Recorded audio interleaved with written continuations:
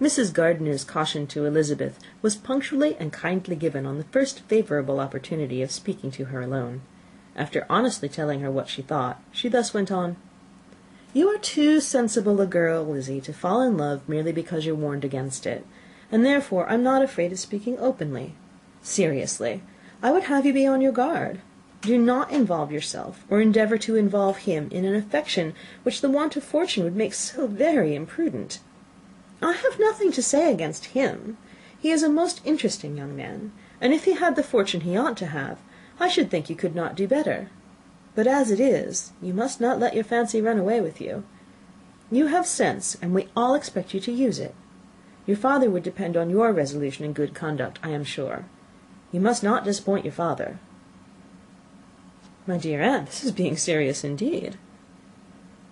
"Yes, and I hope to engage you to be serious likewise." "Well, then, you need not be under any alarm. I will take care of myself, and of Mr. Wickham too. He shall not be in love with me if I can prevent it." "Elizabeth, you are not serious now." "I beg your pardon. I'll try again. At present I am not in love with Mr. Wickham. No, I certainly am not.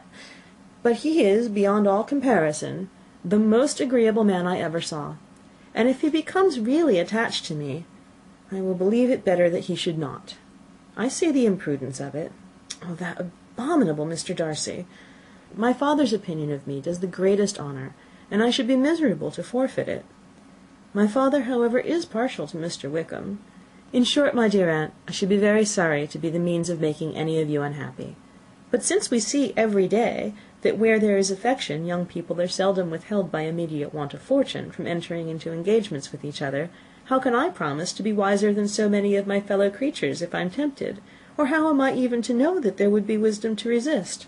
All that I can promise you, therefore, is not to be in a hurry. I will not be in a hurry to believe myself his first object. When I am in company with him, I will not be wishing. In short, I will do my best. Perhaps it will be as well if you discourage his coming here so often. At least you should not remind your mother of inviting him." "As I did the other day," said Elizabeth, with a conscious smile. "Very true. It will be wise in me to refrain from that. But do not imagine that he is always here so often. It's on your account that he has been so frequently invited this week. You know my mother's ideas as to the necessity of constant company for her friends. But really, and upon my honour, I will try to do what I think to be the wisest. And now I hope you're satisfied." Her aunt assured her that she was, and Elizabeth, having thanked her for the kindness of her hints, they parted, a wonderful instance of advice being given on such a point without being resented. Mr. Collins returned into Hertfordshire soon after it had been quitted by the Gardiners and Jane, but as he took up his abode with the Lucases, his arrival was no great inconvenience to Mrs. Bennet. His marriage was now fast approaching, and she was at length so far resigned as to think it inevitable, and even repeatedly to say, in an ill-natured tone, that she wished they might be happy. Thursday was to be the wedding day, and on Wednesday Miss Lucas paid her farewell visit, and when she rose to take leave, Elizabeth, ashamed of her mother's ungracious and reluctant good wishes, and sincerely affected herself, accompanied her out of the room. As they went downstairs together, Charlotte said, "I shall depend upon hearing from you very often, Eliza." "That you certainly shall." "And I have another favour to ask you. Will you come and see me?" "We shall often meet, I hope, in Hertfordshire." "I am not likely to leave Kent for some time. Promise me, therefore, to come to Hunsford." Elizabeth could not refuse, though she foresaw little pleasure in the visit. "My father and Maria are coming to me in March," added Charlotte, "and I hope you will consent to be of the party. Indeed, Eliza, you will be as welcome as either of them." The wedding took place. The bride and bridegroom set off for Kent from the church door, and everybody had as much to say or to hear on the subject as usual. Elizabeth soon heard from her friend, and their correspondence was as regular and frequent as it had ever been. That it should be equally unreserved was impossible. Elizabeth could never address her without feeling that all the comfort of intimacy was over, and though determined not to slacken as a correspondent, it was for the sake of what had been rather than what was. Charlotte's first letters were received with a good deal of eagerness. There could not but be curiosity to know how she would speak of her new home, how she would like Lady Catherine, and how happy she would dare pronounce herself to be, though when these letters were read, Elizabeth felt that Charlotte expressed herself on every point exactly as she might have foreseen. She wrote cheerfully, seemed surrounded with comforts, and mentioned nothing which she could not praise. The house, furniture, neighbourhood, and roads were all to her taste, and Lady Catherine's behaviour was most friendly and obliging. It was Mr. Collins's picture of Hunsford and Rosings rationally softened, and Elizabeth perceived that she must wait for her own visit there to know the rest. Jane had already written a few lines to her sister to announce their safe arrival in London, and when she wrote again, Elizabeth hoped it would be in her power to say something of the Bingleys. Her impatience for this second letter was as well rewarded as impatience generally is. Jane had been a week in town without either seeing or hearing from Caroline. She accounted for it, however, by supposing her last letter to her friend from Longbourn had by some accident been lost. "My aunt," she continued, "is going to-morrow into that part of the town, and I shall take the opportunity of calling in Grosvenor Street." She wrote again when the visit was paid, and she had seen Miss Bingley. "I did not think Caroline in spirits," were her words, "but she was very glad to see me, and reproached me for giving her no notice of my coming to London. I was right, therefore. My last letter had never reached her. I inquired after their brother, of course. He was well, but so much engaged with Mr. Darcy that they scarcely ever saw him. I found that Miss Darcy was expected to dinner. I wish I could see her. My visit was not long, as Caroline and Mrs. Hurst were going out. I dare say I shall see them soon here." Elizabeth shook her head over this letter. It convinced her that accident only could discover to Mr. Bingley her sister's being in town. 4 weeks passed away, and Jane saw nothing of him. She endeavoured to persuade herself that she did not regret it, but she could no longer be blind to Miss Bingley's inattention.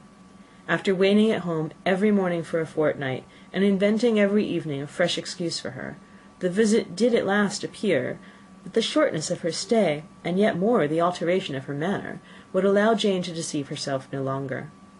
The letter which she wrote on this occasion to her sister will prove what she felt. "My dearest Lizzie will, I am sure, be incapable of triumphing in her better judgment at my expense, when I confess myself to have been entirely deceived in Miss Bingley's regard for me. But, my dear sister, though the event has proved you right, do not think me obstinate if I still assert that, considering what her behaviour was, my confidence was as natural as your suspicion. I do not at all comprehend her reason for wishing to be intimate with me, but if the same circumstances were to happen again, I am sure I should be deceived again. Caroline did not return my visit till yesterday, and not a note, not a line did I receive in the meantime. When she did come, it was very evident that she had no pleasure in it. She made a slight formal apology for not calling before, said not a word of wishing to see me again, and was in every respect so altered a creature that when she went away I was perfectly resolved to continue the acquaintance no longer. I pity, though I cannot help blaming her. She was very wrong in singling me out as she did. I can safely say that every advance to intimacy began on her side. But I pity her, because she must feel that she has been acting wrong, and because I am very sure that anxiety for her brother is the cause of it. I need not explain myself farther, and though we know this anxiety to be quite needless, yet if she feels it, it will easily account for her behaviour to me. And so deservedly dear is he to his sister, whatever anxiety she must feel on his behalf is natural and amiable. I cannot but wonder, however, at her having any such fears now, because if he had at all cared about me, we must have met long ago. He knows of my being in town, I am certain, from something she said herself, and yet it would seem by her manner of talking as if she wanted to persuade herself that he really is partial to Miss Darcy. I cannot understand it. If I were not afraid of judging harshly, I should be almost tempted to say that there's a strong appearance of duplicity in all this. But I will endeavour to banish every painful thought, and think only of what will make me happy, your affection, and the invariable kindness of my dear uncle and aunt. Let me hear from you very soon. Miss Bingley said something of his never returning to Netherfield again, of giving up the house, but not with any certainty. We'd better not mention it. I am extremely glad that you had such pleasant accounts from our friends at Hunsford. Pray go and see them, with Sir William and Maria. I am sure you will be very comfortable there. Yours, etc. This letter gave Elizabeth some pain, but her spirits returned as she considered that Jane would no longer be duped, by the sister at least. All expectation from the brother was now absolutely over. She would not even wish for a renewal of his attentions. His character sunk on every review of it, and as a punishment for him, as well as a possible advantage to Jane, she seriously hoped he might really soon marry Mr. Darcy's sister, as by Wickham's account she would make him abundantly regret what he had thrown away. Mrs. Gardiner, about this time, reminded Elizabeth of her promise concerning that gentleman, and required information, and Elizabeth had such to send as might rather give contentment to her aunt than to herself. His apparent partiality had subsided, his attentions were over. He was the admirer of some one else. Elizabeth was watchful enough to see it all, but she could see it and write of it without material pain. Her heart had been but slightly touched, and her vanity was satisfied with believing that she would have been his only choice, had fortune permitted it. The sudden acquisition of £10,000 was the most remarkable charm of the young lady to whom he was now rendering himself agreeable. But Elizabeth, less clear-sighted perhaps in this case than in Charlotte's, did not quarrel with him for his wish of independence. Nothing, on the contrary, could be more natural, and while able to suppose that it cost him a few struggles to relinquish her, she was ready to allow it a wise and desirable measure for both, and could very sincerely wish him happy. All this was acknowledged to Mrs. Gardiner, and after relating the circumstances, she thus went on: "I am now convinced, my dear aunt, that I have never been much in love, for had I really experienced that pure and elevating passion, I should at present detest his very name, and wish him all manner of evil. But my feelings are not only cordial towards him, they are even impartial towards Miss King. I cannot find out that I hate her at all, or that I am in the least unwilling to think her a very good sort of girl. There can be no love in all this. My watchfulness has been effectual, and though I certainly should be a more interesting object to all my acquaintances were I distractedly in love with him, I cannot say that I regret my comparative insignificance. Importance may sometimes be purchased too dearly. Kitty and Lydia take his defection to heart much more than I do. They are young in the ways of the world, and not yet open to the mortifying conviction that handsome young men must have something to live on as well as the plain." End of Chapter 26. Read by Kristen McQuillan. November 7th, 2005. 27. With no greater events than these in the Longbourn family, and otherwise diversified by little beyond walks to Meryton, sometimes dirty and sometimes cold, did January and February pass away. March was to take Elizabeth to Hunsford. She had not at first thought very seriously of going thither, but Charlotte, she soon found, was depending on the plan, and she gradually learned to consider it herself with greater pleasure as well as greater certainty. Absence had increased her desire of seeing Charlotte again, and weakened her disgust of Mr. Collins. There was novelty in the scheme, and as with such a mother and such uncompanionable sisters, home could not be faultless. A little change was not unwelcome for its own sake. The journey would moreover give her a peep at Jane, and in short, as the time drew near, she would have been very sorry for any delay. Everything, however, went smoothly, and was finally settled according to Charlotte's first sketch. She was to accompany Sir William and his second daughter. The improvement of spending a night in London was added in time, and the plan became perfect as plan could be. The only pain was in leaving her father, who would certainly miss her, and who, when it came to the point, so little liked her going, that he told her to write to him, and almost promised to answer her letter. The farewell between herself and Mr. Wickham was perfectly friendly, on his side even more. His present pursuit could not make him forget that Elizabeth had been the first to excite and to deserve his attention, the first to listen and to pity, the first to be admired, and in his manner of bidding her adieu, wishing her every enjoyment, reminding her of what she was to expect in Lady Catherine de Bourgh, and trusting their opinion of her, their opinion of everybody, would always coincide, there was a solicitude, an interest which she felt must ever attach her to him with a most sincere regard, and she parted from him convinced that, whether married or single, he must always be her model of the amiable and pleasing. Her fellow travellers the next day were not of a kind to make her think him less agreeable. Sir William Lucas and his daughter Maria, a good-humoured girl, but as empty-headed as himself, had nothing to say that could be worth hearing, and were listened to with about as much delight as the rattle of the chaise. Elizabeth loved absurdities, but she had known Sir William's too long. He could tell her nothing new of the wonders of his presentation in knighthood, and his civilities were worn out like his information. It was a journey of only 24 miles, and they began it so early as to be in Gracechurch Street by noon. As they drove to Mr. Gardiner's door, Jane was at a drawing-room window watching their arrival. When they entered the passage, she was there to welcome them, and Elizabeth, looking earnestly in her face, was pleased to see it healthful and lovely as ever. On the stairs were a troop of little boys and girls, whose eagerness for their cousin's appearance would not allow them to wait in the drawing-room, and whose shyness, as they had not seen her for a 12-month, prevented their coming lower. All was joy and kindness. The day passed most pleasantly away, the morning in bustle and shopping, and the evening at one of the theatres. Elizabeth then contrived to sit by her aunt. Their first object was her sister, and she was more grieved than astonished to hear, in reply to her minute inquiries, that although Jane always struggled to support her spirits, there were periods of dejection. It was reasonable, however, to hope that they would not continue long. Mrs. Gardiner gave her the particulars also of Miss Bingley's visit in Gracechurch Street, and repeated conversations occurring at different times between Jane and herself, which proved that the former had, from her heart, given up the acquaintance. Mrs. Gardiner then rallied her niece on Wickham's desertion, and complimented her on bearing it so well. "But, my dear Elizabeth," she added, "what sort of girl is Miss King? I should be sorry to think our friend mercenary." "Pray, my dear aunt, what is the difference in matrimonial affairs between the mercenary and the prudent motive? Where does discretion end and avarice begin?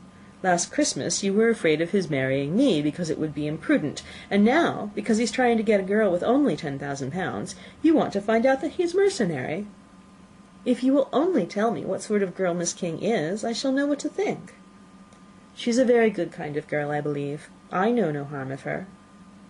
"But he paid her not the smallest attention till her grandfather's death made her mistress of this fortune."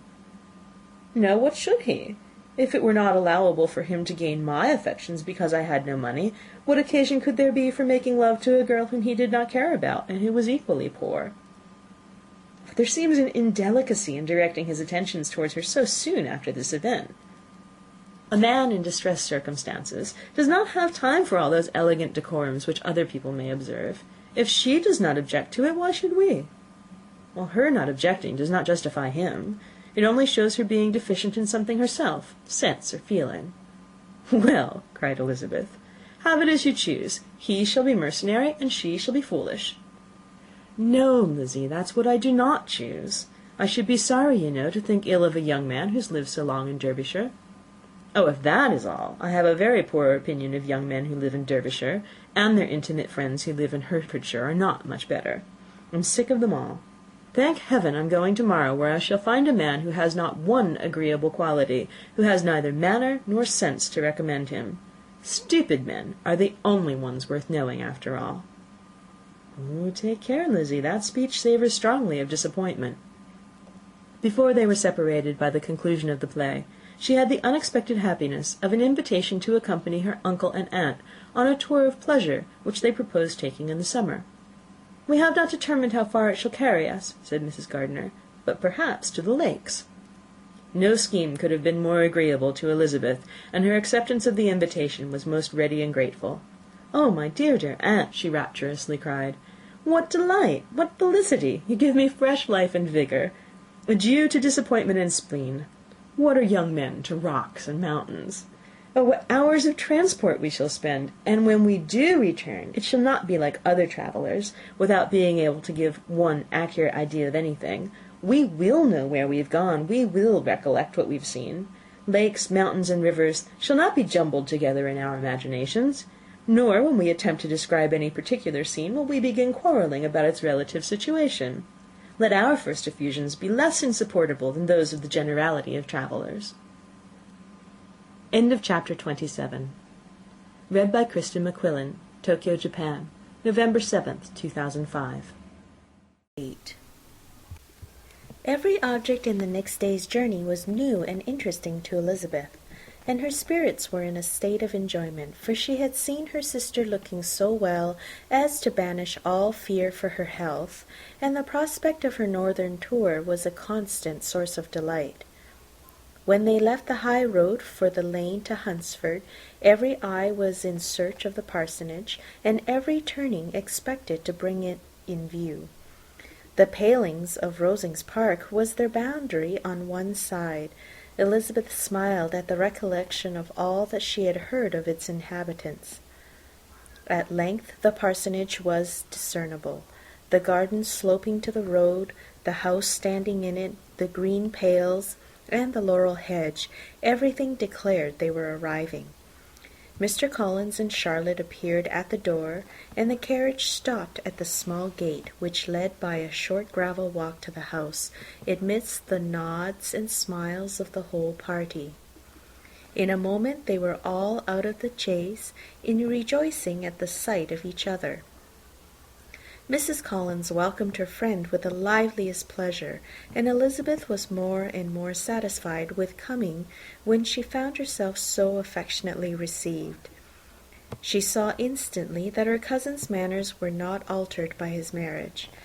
His formal civility was just what it had been, and he detained her some minutes at the gate to hear and satisfy his inquiries after all her family.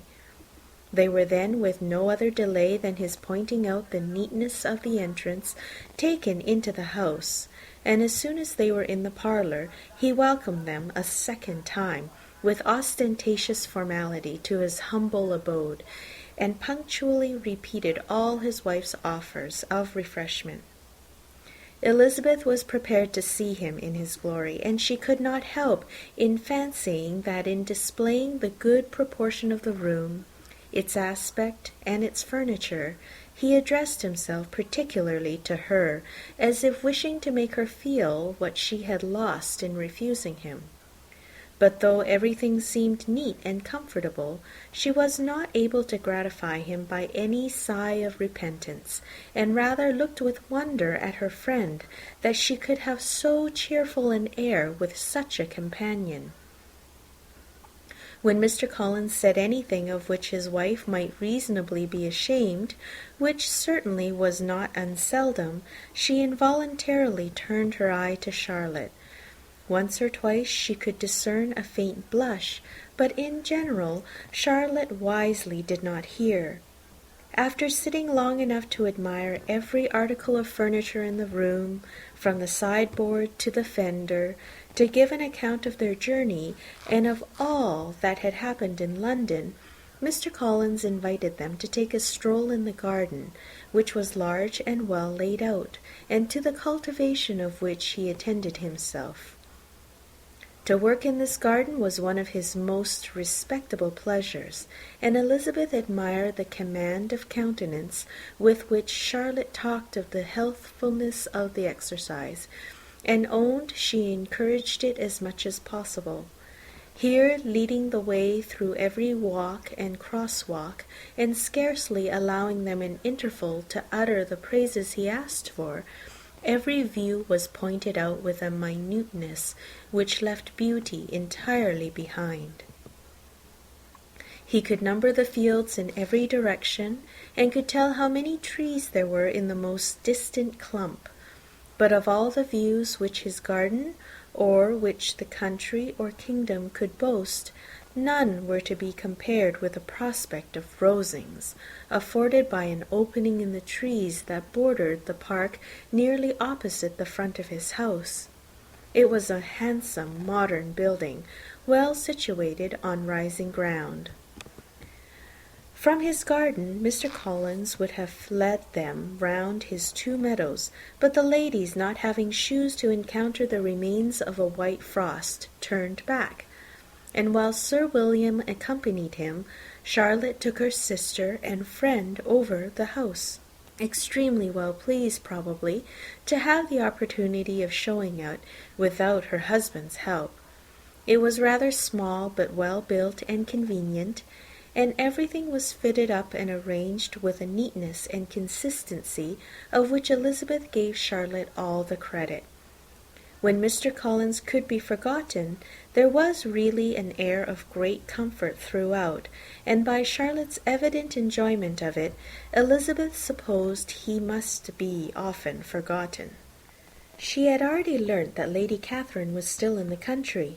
It was spoken of again while they were at dinner, when Mr. Collins, joining in, observed, "Yes, Miss Elizabeth, you will have the honour of seeing Lady Catherine de Bourgh on the ensuing Sunday at church, and I need not say you will be delighted with her. She is all affability and condescension, and I doubt not but you will be honoured with some portion of her notice when service is over. I have scarcely any hesitation in saying she will include you and my sister Maria in every invitation with which she honors us during your stay here. Her behavior to my dear Charlotte is charming. We dine at Rosings twice every week, and are never allowed to walk home. Her ladyship's carriage is regularly ordered for us. I should say one of her ladyship's carriages, for she has several. Lady Catherine is a very respectable, sensible woman indeed, added Charlotte, and a most attentive neighbour. Very true, my dear, that is exactly what I say. She is the sort of woman whom one cannot regard with too much deference.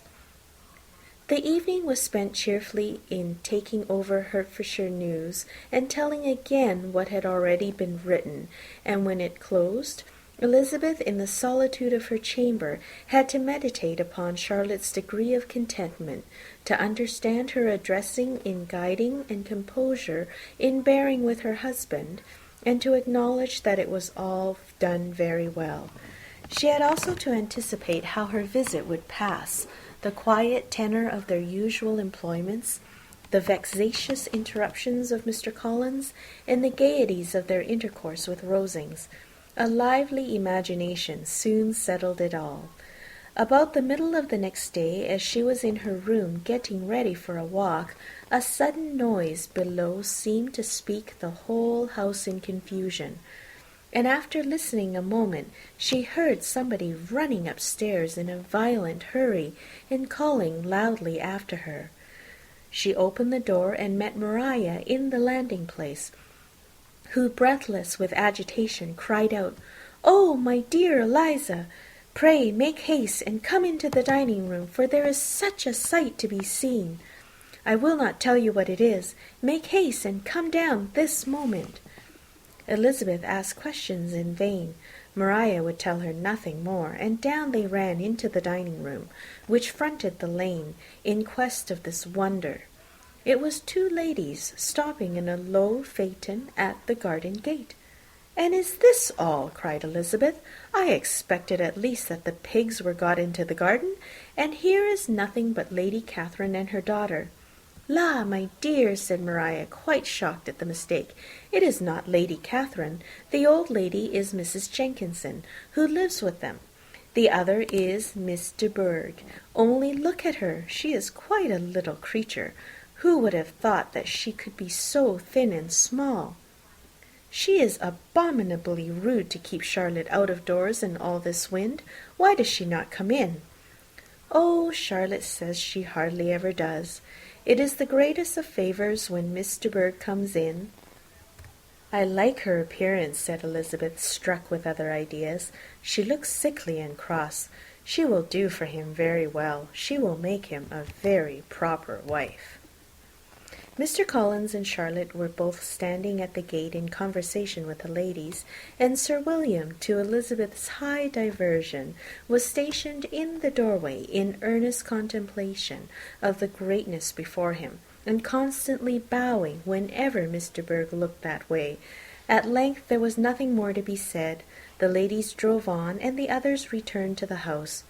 Mr. Collins no sooner saw the two girls than he began to congratulate them on their good fortune, which Charlotte explained by letting them know that the whole party was asked to dine at Rosings the next day. End of Chapter 28. Chapter 29. Mr. Collins's triumph in consequence of this invitation was complete.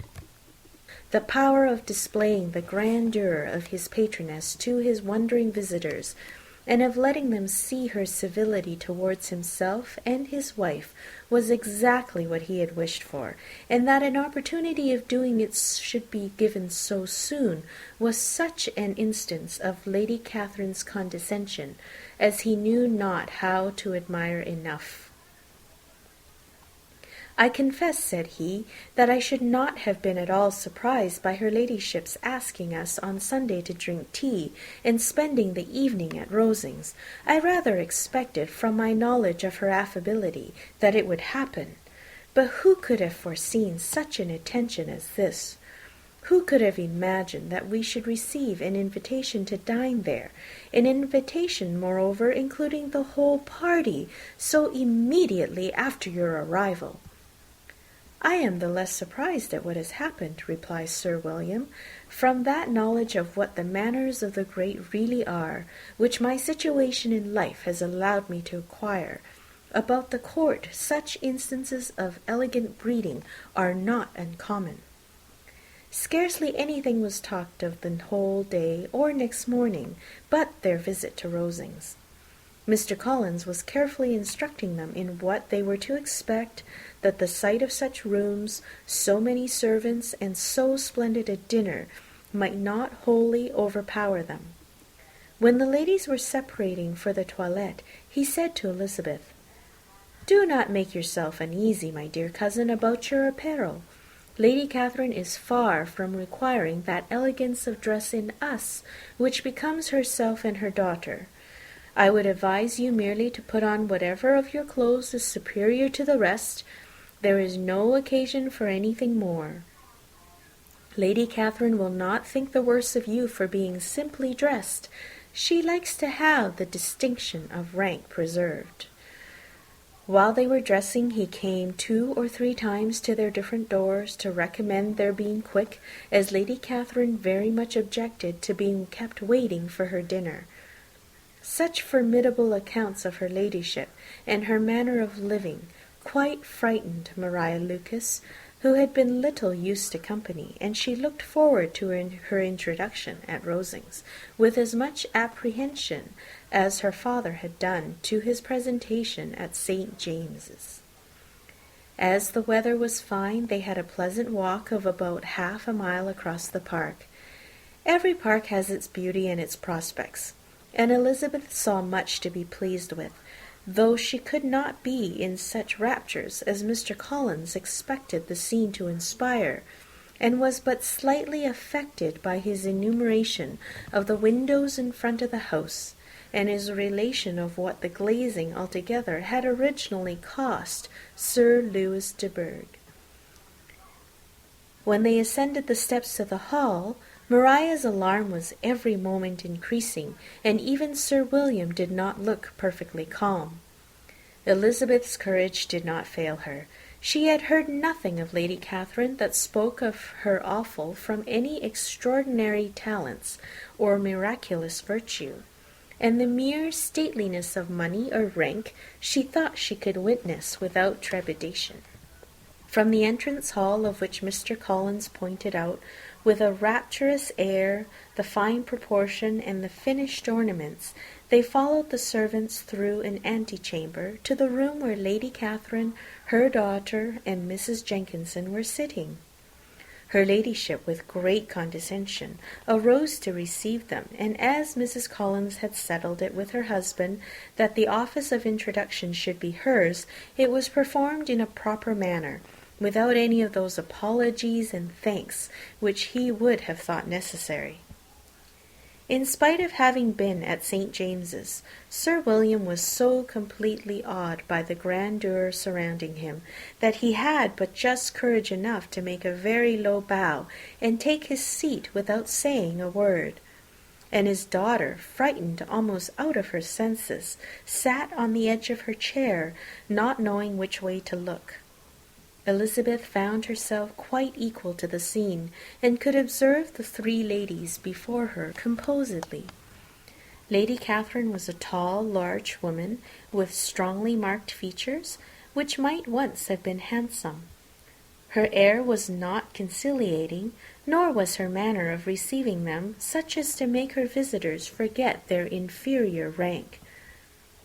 She was not rendered formidable by silence, but whatever she said was spoken in so authoritative a tone as marked her self-importance, and brought Mr. Wickham immediately to Elizabeth's mind, and from the observation of the day altogether, she believed Lady Catherine to be exactly what he represented. When, after examining the mother, in whose countenance and deportment she soon found some resemblance of Mr. Darcy, she turned her eyes on the daughter. She could almost have joined in Maria's astonishment at her being so thin and so small. There was neither in figure nor face any likeness between the ladies. Miss de Bourgh was pale and sickly. Her features, though not plain, were insignificant, and she spoke very little, except in a low voice, to Mrs. Jenkinson, in whose appearance there was nothing remarkable, and who was entirely engaged in listening to what she said and placing a screen in the proper direction before her eyes. After sitting a few minutes, they were all sent to one of the windows to admire the view, Mr. Collins attending them to point out its beauties, and Lady Catherine kindly informing them that it was much better worth looking at in the summer.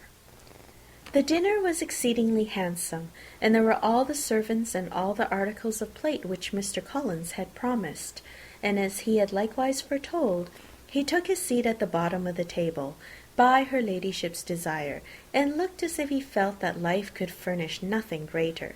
He carved and ate and praised with delighted alacrity, and every dish was commended, first by him, and then by Sir William, who was now enough recovered to echo whatever his son-in-law said, in a manner which Elizabeth wondered Lady Catherine could bear. But Lady Catherine seemed gratified by their excessive admiration, and gave most gracious smiles, especially when any dish on the table proved a novelty to them. The party did not supply much conversation. Elizabeth was ready to speak whenever there was an opening, but she was seated between Charlotte and Miss de Bourgh, the former of whom was engaged in listening to Lady Catherine, and the latter said not a word to her all dinner-time. Mrs. Jenkinson was chiefly employed in watching how little Miss de Bourgh ate, pressing her to try some other dish, and fearing she was indisposed. Maria thought speaking out of the question, and the gentlemen did nothing but eat and admire. When the ladies returned to the drawing-room, there was little to be done but to hear Lady Catherine talk, which she did without any intermission till coffee came in, delivering her opinion on every subject in so decisive a manner as proved that she was not used to having her judgment controverted. She inquired into Charlotte's domestic concerns familiarly and minutely, gave her a great deal of advice as to the management of them all, told her how everything ought to be regulated in so small a family as hers, and instructed her as to the care of her cows and her poultry. Elizabeth found that nothing was beneath this great lady's attention which could furnish her with an occasion of dictating to others. In the intervals of her discourse with Mrs. Collins, she addressed a variety of questions to Maria and Elizabeth, but especially to the latter, of whose connections she knew the least, and who she observed to Mrs. Collins was a very genteel, pretty sort of girl. She asked her at different times how many sisters she had, whether they were older or younger than herself, whether any of them were likely to be married, whether they were handsome, where they had been educated, what carriage her father kept, and what had been her mother's maiden name. Elizabeth felt all the impertinence of her questions, but answered them very composedly. Lady Catherine then observed, "Your father's estate is entailed to Mr. Collins, I think?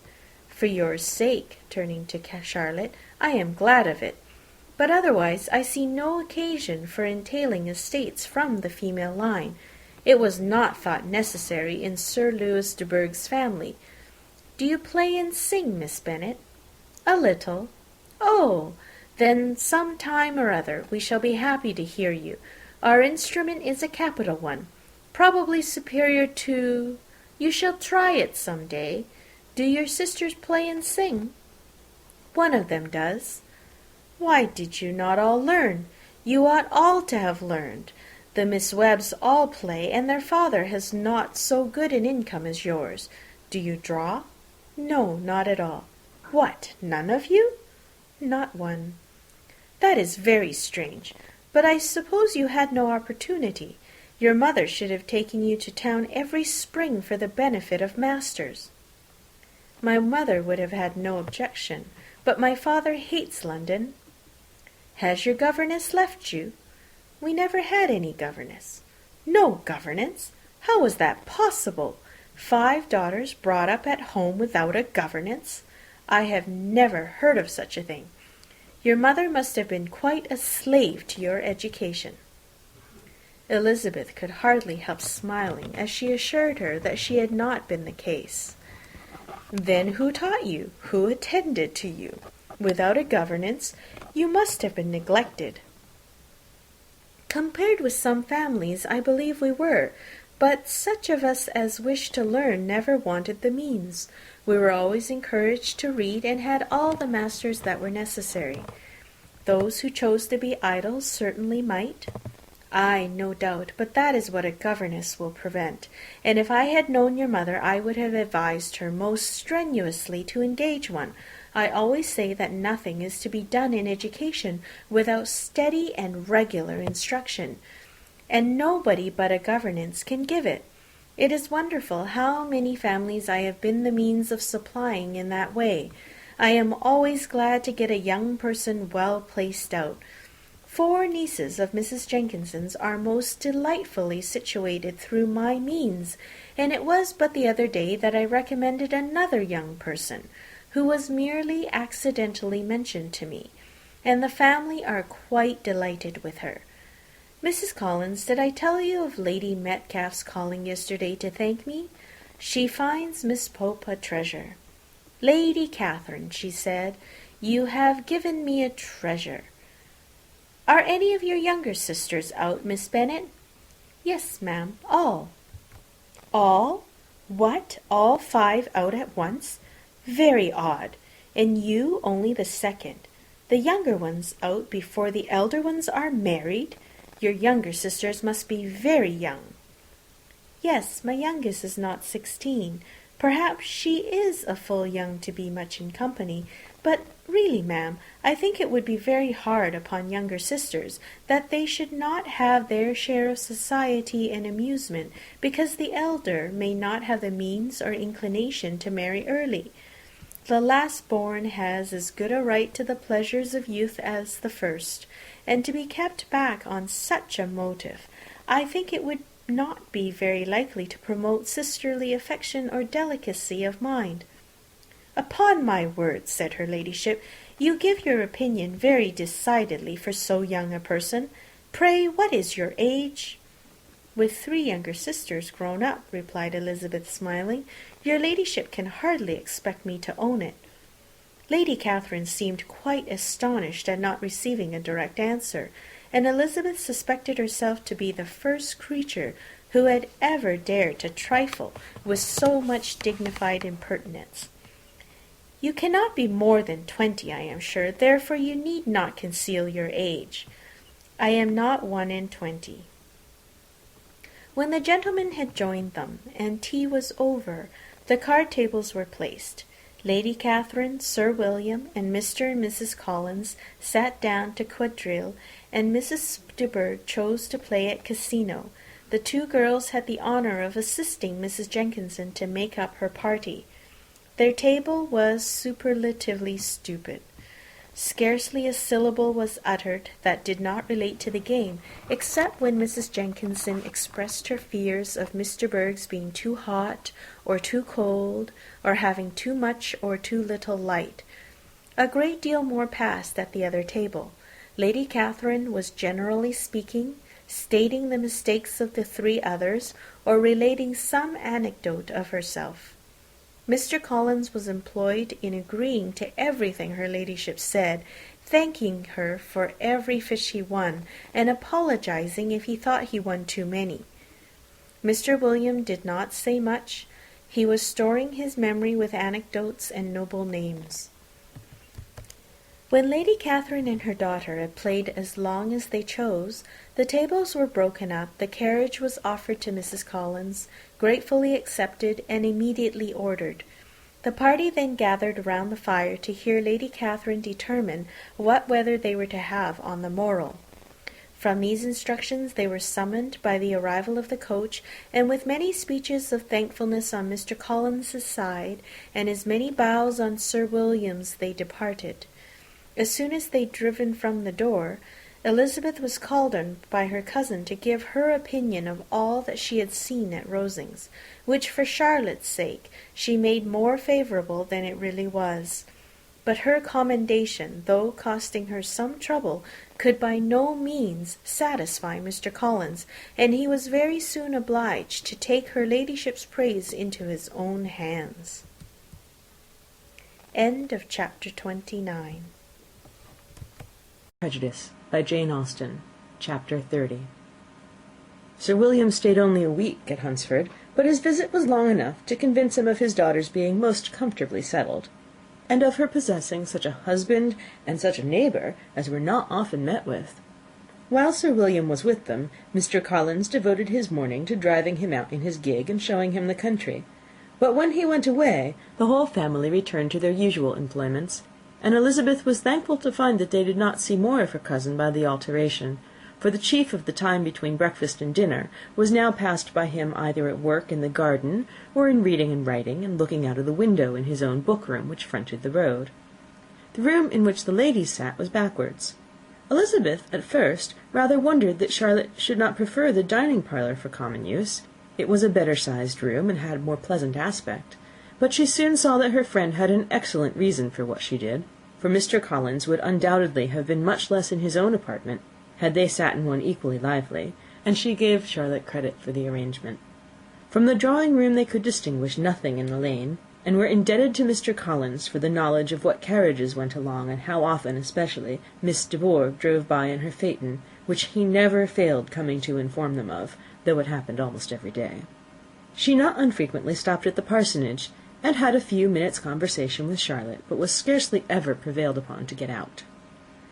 Very few days passed in which Mr. Collins did not walk to Rosings, and not many in which his wife did not think it necessary to go likewise, till Elizabeth recollected that there might be other family livings to be disposed of. She could not understand the sacrifice of so many hours. Now and then they were honoured with a call from her ladyship, and nothing escaped her observation that was passing in the room during these visits. She examined into their employments, looked at their work, and advised them to do it differently, found fault with the arrangement of the furniture, or detected the housemaid in negligence, and if she accepted any refreshment, seemed to do it only for the sake of finding out that Mrs. Collins's joints of meat were too large for her family.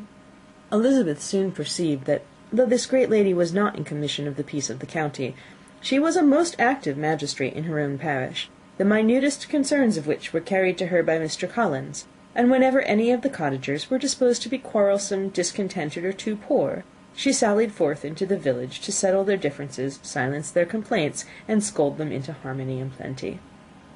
The entertainment of dining at Rosings was repeated about twice a week, and, allowing for the loss of Sir William, and there being only one card-table in the evening, every such entertainment was the counterpart of the first.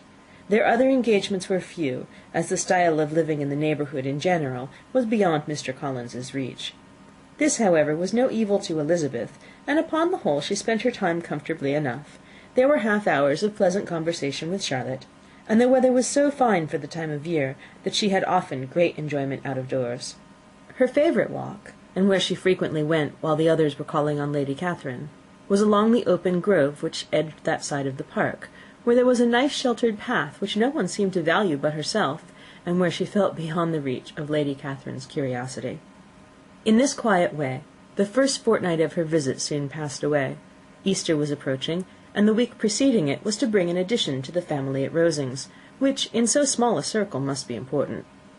Elizabeth had heard soon after her arrival that Mr. Darcy was expected there in the course of a few weeks, and though there were not many of her acquaintances whom she did not prefer, his coming would furnish one comparatively new to look at in their Rosings parties, and she might be amused in seeing how hopeless Miss Bingley's designs on him were, by his behaviour to his cousin, for whom he was evidently destined by Lady Catherine, who talked of his coming with the greatest satisfaction, spoke of him in terms of the highest admiration, and seemed almost angry to find that he had already been frequently seen by Miss Lucas and herself. His arrival was soon known at the parsonage, for Mr. Collins was walking the whole morning within view of the lodges opening into Hunsford Lane, in order to have the earliest assurance of it, and after making his bow as the carriage turned into the park, hurried home with the great intelligence. On the following morning he hastened to Rosings to pay his respects. There were 2 nephews of Lady Catherine to require them, for Mr. Darcy had brought with him a Colonel Fitzwilliam, the younger son of his lord, and, to the great surprise of all the party, when Mr. Collins returned, the gentleman accompanied him. Charlotte had seen them from her husband's room crossing the road, and immediately running into the other, told the girls what an honour they might expect, adding, "I may thank you, Eliza, for this piece of civility. Mr. Darcy would never have come so soon to wait upon me." Elizabeth had scarcely time to disclaim all right to the compliment, before their approach was announced by the door-bell, and shortly afterwards the 3 gentlemen entered the room. Colonel Fitzwilliam, who led the way, was about 30, not handsome, but in person and address most truly the gentleman.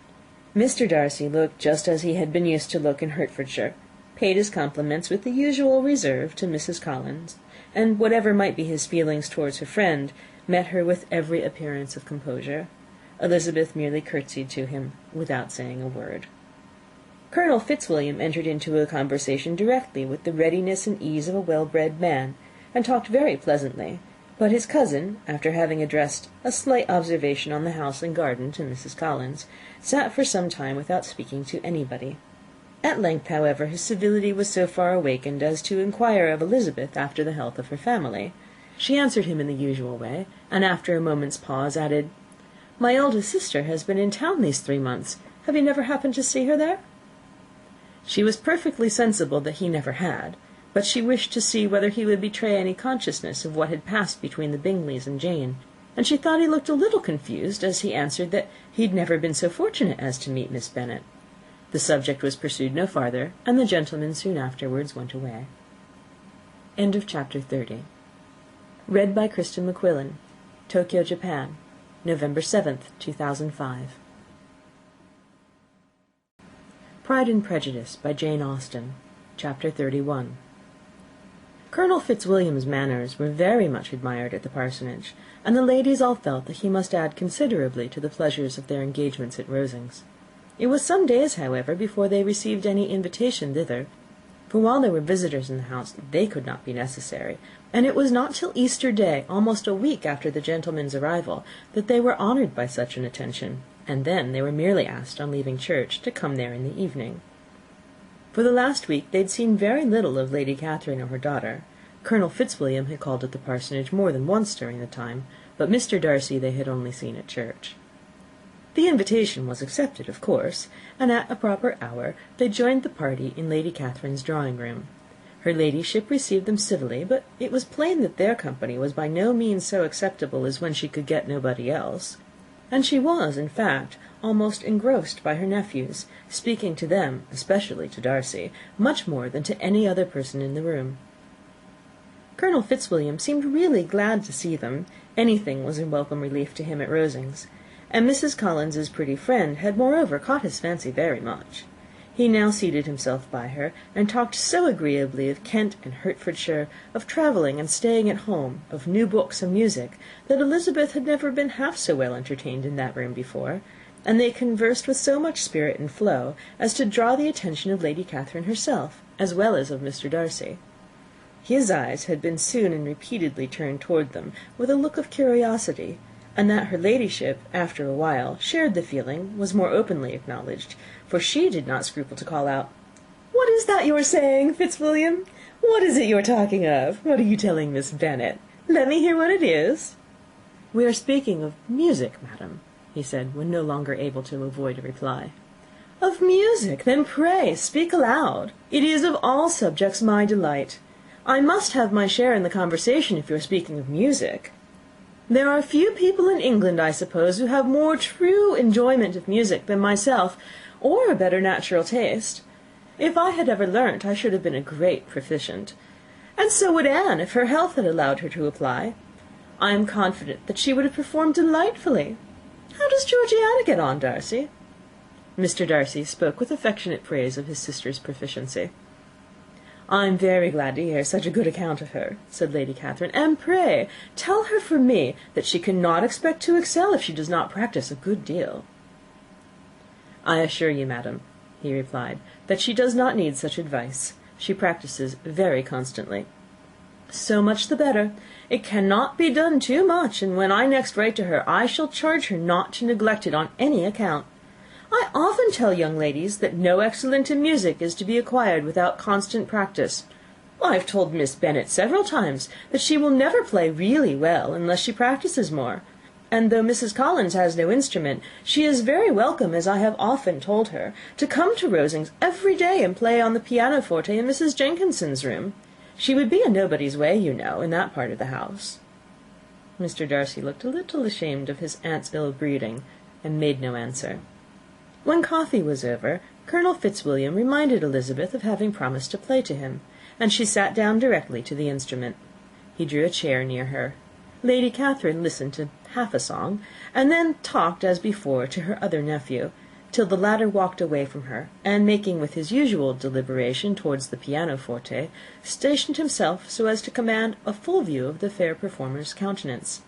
Elizabeth saw what he was doing, and at the first convenient pause turned to him with an arch smile, and said, "Do you mean to frighten me, Mr. Darcy, by coming all in this state to hear me?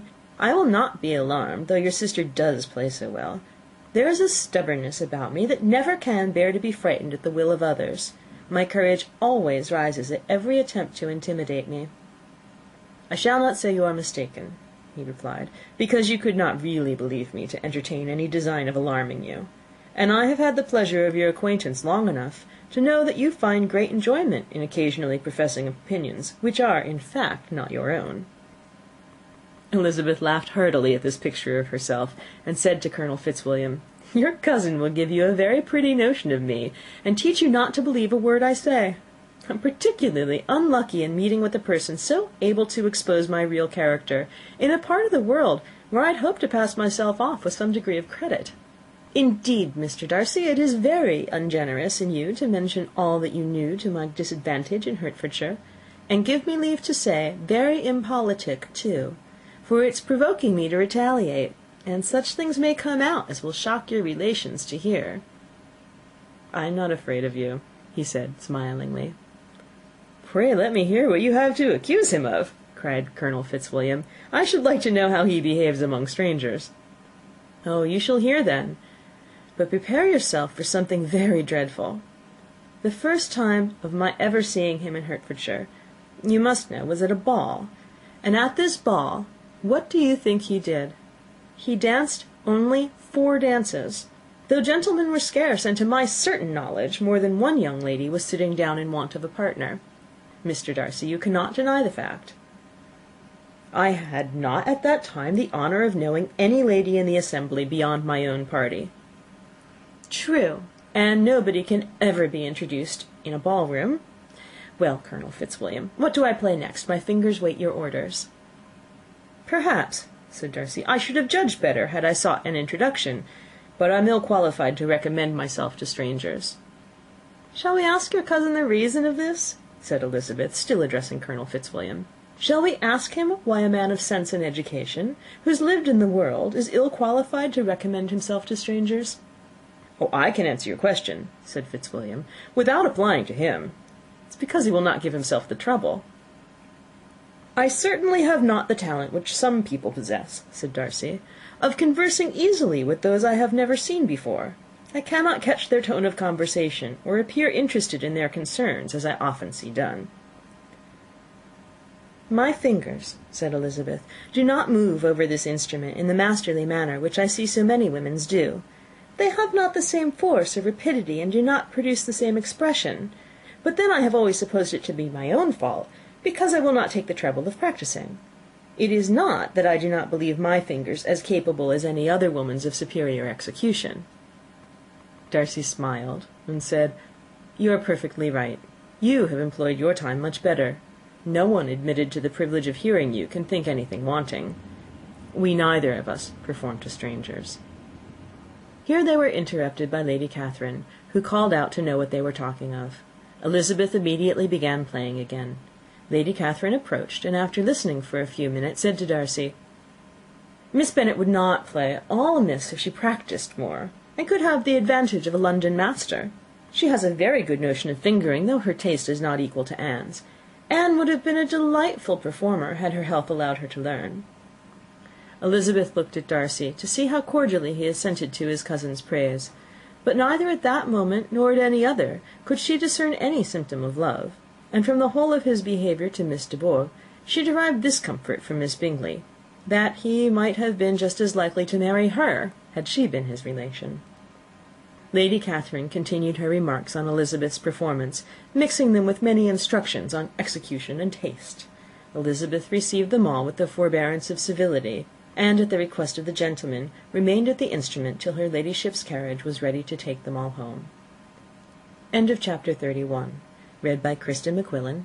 Tokyo, Japan, November 7th, 2005. Elizabeth was sitting by herself the next morning, and writing to Jane, while Mrs. Collins and Maria were gone on business into the village, when she was startled by a ring at the door, the certain signal of a visitor. As she had heard no carriage, she thought it not unlikely to be Lady Catherine, and under that apprehension was putting away her half-finished letter, that she might escape all impertinent questions, when the door opened, and, to her very great surprise, Mr. Darcy, and Mr. Darcy only, entered the room. He seemed astonished, too, on finding her alone, and apologised for his intrusion by letting her know that he had understood all the ladies were to be within. They then sat down, and when her inquiries after Rosings were made, seemed in danger of sinking into total silence. It was absolutely necessary, therefore, to think of something, and in this emergence, recollecting when she had seen him last in Hertfordshire, and feeling curious to know what he would say on the subject of their hasty departure, she observed, "How very suddenly you all quitted Netherfield last November, Mr. Darcy. It must have been a most agreeable surprise to Mr. Bingley to see you all after him so soon, for if I recollect right, he went but the day before. He and his sisters were well, I hope, when you left London?" "Perfectly so, I thank you." She found that she was to receive no other answer, and after a short pause added, "I think I have understood that Mr. Bingley has not much idea of ever returning to Netherfield again." "I have never heard him say so, but it is probable that he may spend very little of his time there in the future. He has many friends, and is at a time of life when friends and engagements are continually increasing. If he means to be but little at Netherfield, it would be better for the neighbourhood that he should give up the place entirely, for then we might possibly get a settled family there. But perhaps Mr. Bingley did not take the house so much for the convenience of the neighbourhood as for his own, and we must expect him to keep it or quit it on the same principle." "I should not be surprised," said Darcy, "if he were to give it up as soon as any eligible purchase offers." Elizabeth made no answer.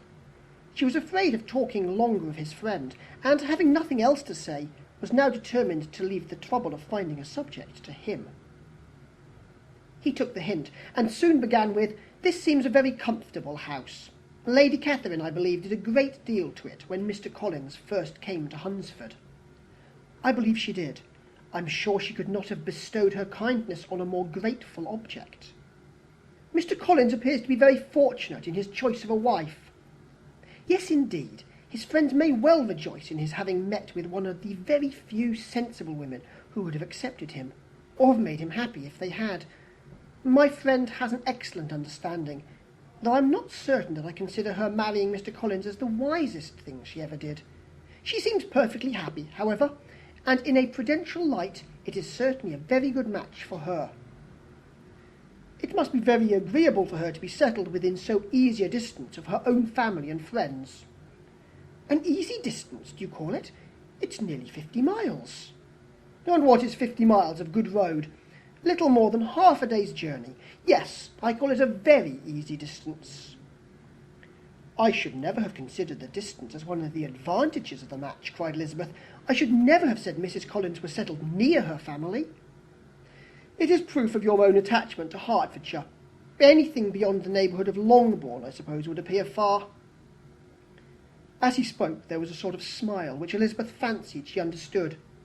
He must be supposing her to be thinking of Jane and Netherfield, and she blushed as she answered, "I do not mean to say that a woman may not be settled too near her family. The far and the near must be relative, and depend on many varying circumstances. Where there is fortune to make the expenses of travelling unimportant, distance becomes no evil. But that is not the case here. Mr. and Mrs. Collins have a comfortable income, but not such a one as will allow frequent journeys, and I'm persuaded my friend would not call herself near her family under less than half the present distance." Mr. Darcy drew his chair a little towards her, and said, "You cannot have a right to such very strong local attachment. You cannot have always been at Longbourn." Elizabeth looked surprised. The gentleman experienced some change of feeling. He drew back his chair, took a newspaper from a table, and glancing over it, said, in a colder voice, "Are you pleased with Kent?" A short dialogue on the subject of the country ensued, on either side calm and concise, and soon put an end to by the entrance of Charlotte and her sister, just returned from her walk. The tete-a-tete surprised them. Mr. Darcy related the mistake which had occasioned his intruding on Miss Bennet, and after sitting a few minutes longer without saying much to anybody, went away. "What can be the meaning of this?" said Charlotte as soon as he was gone. "My dear Eliza, he must be in love with you, or he would never have called us in this familiar way." But when Elizabeth told of his silence, it did not seem very likely, even to Charlotte's wishes, to be the case, and after various conjectures, they could at last only suppose his visit to proceed from the difficulty of finding anything to do, which was the more probable from the time of year. All field sports were over. Within doors there was Lady Catherine, books, and a billiard table, but gentlemen cannot always be within doors, and in the nearness of the parsonage, or the pleasantness of the walk to it, or of the people who lived in it, the two cousins found a temptation from this period of walking thither almost every day. They called at various times of the morning, sometimes separately, sometimes together, and now and then accompanied by their aunt. It was plain to them all that Colonel Fitzwilliam came because he had pleasure in their society, a persuasion which of course recommended him still more, and Elizabeth was reminded by her own satisfaction in being with him, as well as by her evident admiration of her former favourite George Wickham, and though in comparing them she saw there was less captivating softness in Colonel Fitzwilliam's manners, she believed he might have the best informed mind. But why Mr. Darcy came so often to the parsonage, it was more difficult to understand. It could not be for society, as he frequently sat there 10 minutes together without opening his lips, and when he did speak, it seemed the effort of necessity rather than of choice, a sacrifice to propriety, not a pleasure to himself. He seldom appeared really animated. Mrs. Collins knew not what to make of him. Colonel Fitzwilliam's occasionally laughing at his stupidity proved that he was generally different, which her own knowledge of him could not have told her, and as she would like to have believed that this changed the effect of love, and the object of that love her friend Eliza, she set herself seriously to work to find it out. She watched him whenever they were at Rosings, and whenever he came to Hunsford, but without much success. He certainly looked at her friend a great deal, but the expression of that look was disputable. It was an earnest, steadfast gaze, but she often doubted whether there were much admiration in it, and sometimes it seemed nothing but absence of mind. She had once or twice suggested to Elizabeth the possibility of his being partial to her, but Elizabeth always laughed at the idea, and Mrs. Collins did not think it right to press the subject, from the danger of raising expectations which might only end in disappointment, for in her opinion it admitted not a doubt that all her friend's dislike would vanish if she could suppose him to be in her power. In her kind schemes for Elizabeth, she sometimes planned her marrying Colonel Fitzwilliam. He was beyond comparison the most pleasant man. He certainly admired her, and his situation in life was most eligible. But to counterbalance these advantages, Mr. Darcy had considerable patronage in the church, and his cousin could have none at all. Chapter 33. More than once did Elizabeth, in her ramble within the park, unexpectedly meet Mr. Darcy. She felt all the perverseness of the mischance that should bring him where no one else was brought, and, to prevent its ever happening again, took care to inform him at first that it was a favourite haunt of hers. How it could occur a second time, therefore, was very odd. Yet it did, and even a third. It seemed like wilful ill-nature, or a voluntary penance, for on those occasions it was not merely a few formal inquiries and an awkward pause and then away, but he actually thought it necessary to turn back and walk with her. He never said a great deal, nor did she give herself the trouble of talking or of listening much, but it struck her in the course of their third rencontre that he was asking some odd, unconnected questions, about her pleasure in being at Hunsford, her love of solitary walks, and her opinion of Mr. and Mrs. Collins's happiness, and that in speaking of Rosings and her not perfectly understanding the house, he seemed to expect that whenever she came into Kent again, she would be staying there too. His words seemed to imply it. Could he have Colonel Fitzwilliam in his thoughts? She supposed, if he meant anything, he must mean an allusion to what might arise in that quarter. It distressed her a little, and she was quite glad to find herself at the gate in the pales opposite the parsonage. She was engaged one day as she walked in perusing Jane's last letter, and dwelling on some passages which proved that Jane had not written in spirits, when instead of being again surprised by Mr. Darcy, she saw on looking up that Colonel Fitzwilliam was meeting her. Putting away the letter immediately, and forcing a smile, she said, "I did not know before that you ever walked this way." "I have been making a tour of the park," he replied, "as I generally do every year, and intend to close it with a call at the parsonage. Are you going much farther?" "No, I should have turned in a moment." And accordingly she did turn, and they walked towards the parsonage together. "Do you certainly leave Kent on Saturday?" said she. "Yes, if Darcy does not put it off again, but I am at his disposal. He arranges the business just as he pleases. And if not able to please himself in the arrangement, he has at least pleasure in the great power of choice. I do not know anybody who seems to enjoy the power of doing what he likes more than Mr. Darcy." "He likes to have his own way very well," replied Colonel Fitzwilliam, "but so we all do. It is only that he has better means of having it than many others, because he is rich, and many others are poor. I speak feelingly. A younger son, you know, must be inured to self-denial and dependence. In my opinion, the younger son of an earl can know very little of either. Now, seriously, what have you ever known of self-denial and dependence? When have you been prevented by want of money from going wherever you choose, or procuring anything you had a fancy for?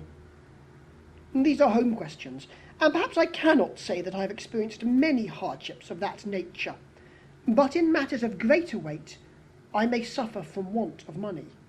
Younger sons cannot marry where they like, unless where they like women of fortune, which I think they very often do.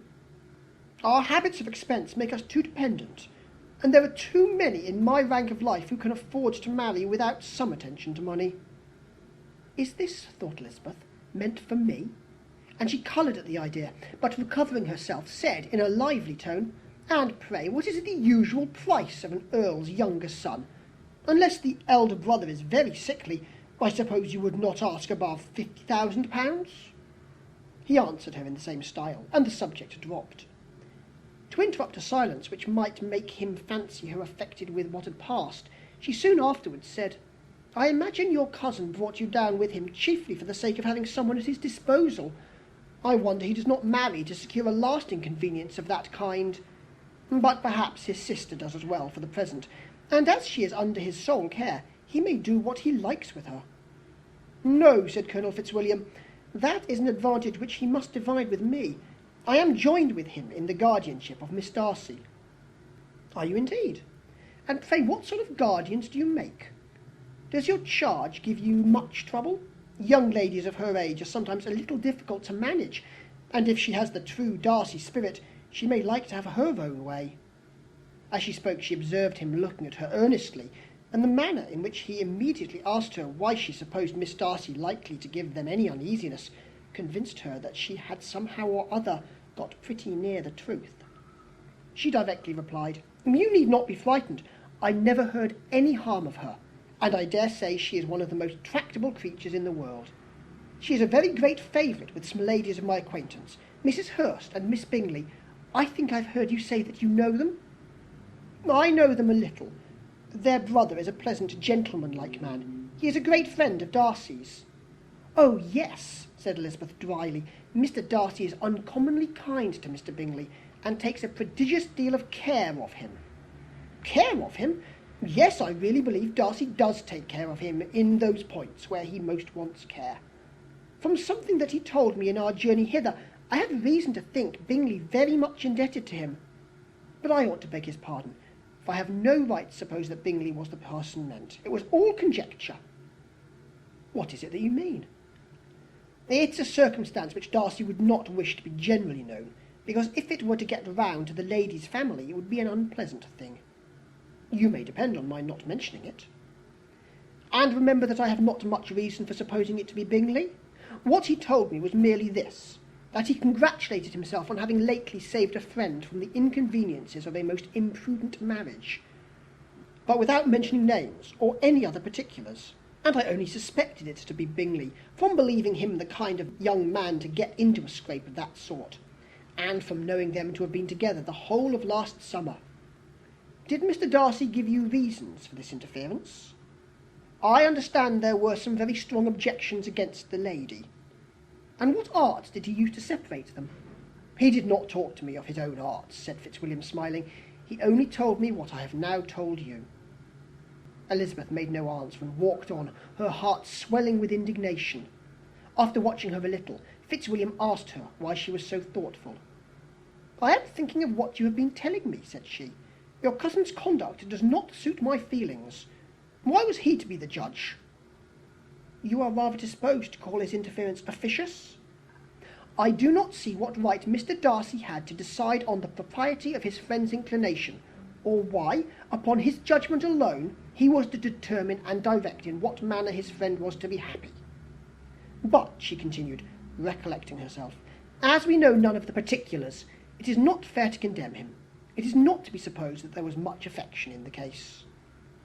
That is not an unnatural surmise, said Fitzwilliam, but it is a lessening of the honour of my cousin's triumph, very sadly.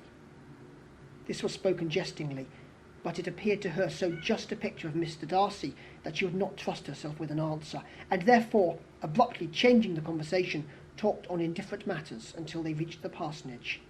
There, shut into her own room, as soon as their visitor left them, she could think without interruption of all that she had heard. It was not to be supposed that any other people could be meant than those with whom she was connected.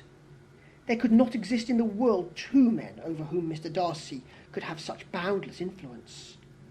That he had been concerned in the measures taken to separate Bingley and Jane she had never doubted, but she had always attributed to Miss Bingley the principal design and arrangement of them. If his own vanity, however, did not mislead him, he was the cause. His pride and caprice were the cause of all that Jane had suffered, and still continued to suffer. He had ruined for a while every hope of happiness for the most affectionate, most generous heart in the world, and no one could say how lasting an evil he might have inflicted. There were some very strong objections against the lady, were Colonel Fitzwilliam's words, and those strong objections probably were her having one uncle who was a country attorney, and another who was in business in London.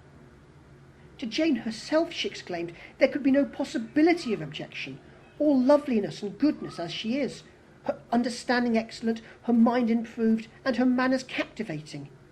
Neither could anything be urged against my father, who, though with some peculiarities, has abilities Mr. Darcy himself need not disdain, and respectability which he will probably never reach.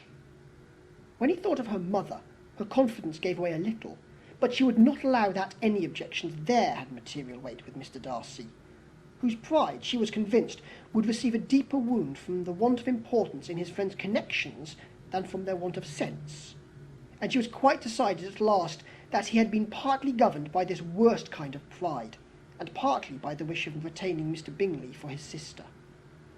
The agitation and tears which the subject occasioned brought on a headache, and it grew so much worse towards the evening that, added to her unwillingness to see Mr. Darcy, it determined her not to attend her cousins to Rosings, where they were engaged to drink tea.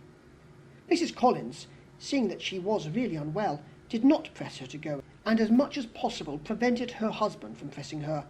But Mr. Collins could not conceal his apprehension at Lady Catherine's being rather displeased by her staying at home. End of chapter 33. www.kray.org. Pride and Prejudice by Jane Austen. Chapters 34 and 35. Chapter 34. When they were gone, Elizabeth, as if intending to exasperate herself as much as possible against Mr. Darcy, chose for her employment the examination of all the letters which Jane had written to her since being in Kent. They contained no actual complaint, nor was there any revival of past occurrences, or any communication of present suffering. But in all, and in almost every line of each, there was a want of that cheerfulness which had been used to characterize her style, and which, proceeding from the serenity of a mind at ease with itself and kindly disposed towards everyone, had been scarcely ever clouded. Elizabeth noticed every sentence conveying the idea of uneasiness, with an attention which it had hardly received on the first perusal. Mr. Darcy's shameful boast of what misery he had been able to inflict gave her a keener sense of her sister's sufferings. It was some consolation to think that his visit to Rosings was to end on the day after the next, and, a still greater, that in less than a fortnight she should herself be with Jane again, and enabled to contribute to the recovery of her spirits by all that affection could do. She could not think of Darcy's leaving Kent without remembering that his cousin was to go with him, but Colonel Fitzwilliam had made it clear that he had no intentions at all, and, agreeable as he was, she did not mean to be unhappy about him. While settling this point, she was suddenly roused by the sound of the door-bell, and her spirits were a little fluttered by the idea of its being Colonel Fitzwilliam himself, who had once before called late in the evening, and might now come to inquire particularly after her. But this idea was soon banished, and her spirits were very differently affected when, to her utter amazement, she saw Mr. Darcy walk into the room. In a hurried manner he immediately began an inquiry after her health, imputing his visit to a wish of hearing that she were better. She answered him with cold civility. He sat down for a few moments, and then getting up, walked about the room. Elizabeth was surprised, but said not a word. After a silence of several minutes, he came towards her in an agitated manner, and thus began. "In vain I have struggled. It will not do.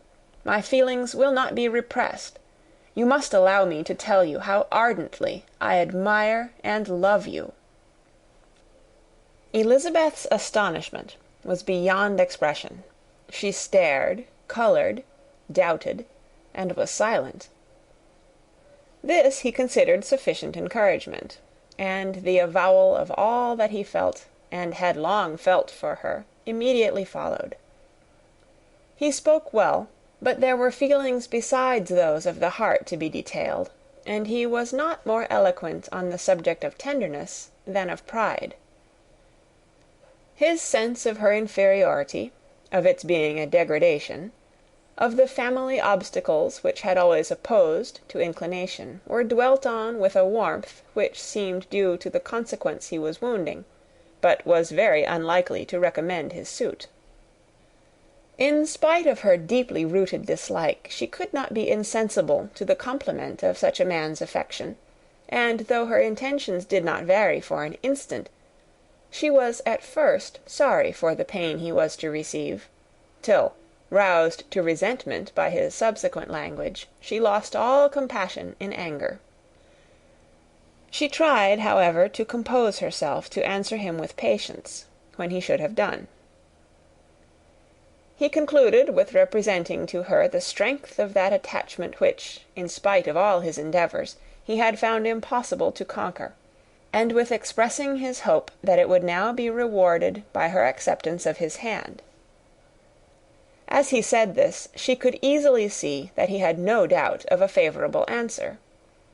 He spoke of apprehension and anxiety, but his countenance expressed real security.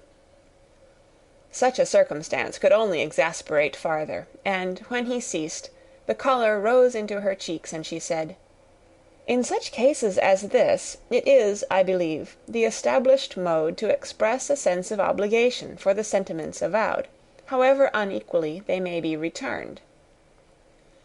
It is natural that obligation should be felt, and if I could feel gratitude, I would now thank you. But I cannot. I have never desired your good opinion, and you have certainly bestowed it most unwillingly. I am sorry to have occasioned pain to anyone. It has been most unconsciously done, however, and I hope will be of short duration. The feelings which, you tell me, have long prevented the acknowledgment of your regard, can have little difficulty in overcoming it, after this explanation." Mr. Darcy, who was leaning against the mantelpiece with his eyes fixed on her face, seemed to catch her words with no less resentment than surprise. His complexion became pale with anger, and the disturbance of his mind was visible in every feature. He was struggling for the appearance of composure, and would not open his lips till he believed himself to have attained it. The pause was to Elizabeth's feelings dreadful. At length, with a voice of forced calmness, he said, "And this is all the reply which I am to have the honour of expecting? I might, perhaps, wish to be informed why, with so little endeavour at civility, I am thus rejected. But it is of small importance." "I might as well inquire," replied she, "why, with so evident a desire of offending and insulting me, you chose to tell me that you liked me against your will, against your reason, and even against your character. Was not this some excuse for incivility, if I was uncivil? But I have other provocations, you know I have. Had not my feelings decided against you? Had they been indifferent, or had they even been favourable? Do you think that any consideration would tempt me to accept the man who has been the means of ruining, perhaps for ever, the happiness of a most beloved sister?" As she pronounced these words, Mr. Darcy changed colour, but the emotion was short, and he listened without attempting to interrupt her, while she continued, "I have every reason in the world to think ill of you. No motive can excuse the unjust and ungenerous part you acted there. You dare not, you cannot deny that you have been the principal, if not the only means of dividing them from each other, of exposing one to the censure of the world for caprice and instability, and the other to its derision for disappointed hopes, and involving them both in misery of the acutest kind." She paused, and saw with no slight indignation that he was listening with an air which proved him wholly unmoved by any feeling of remorse. He even looked at her with a smile of affected incredulity. "Can you deny that you have done it?" she repeated. With assumed tranquillity, he then replied, "I have no wish of denying that I did everything in my power to separate my friend from your sister, or that I rejoice in my success. Towards him I have been kinder than towards myself." Elizabeth disdained the appearance of noticing this civil reflection, but its meaning did not escape, nor was it likely to conciliate her. "But it is not merely this affair," she continued, "on which my dislike is founded.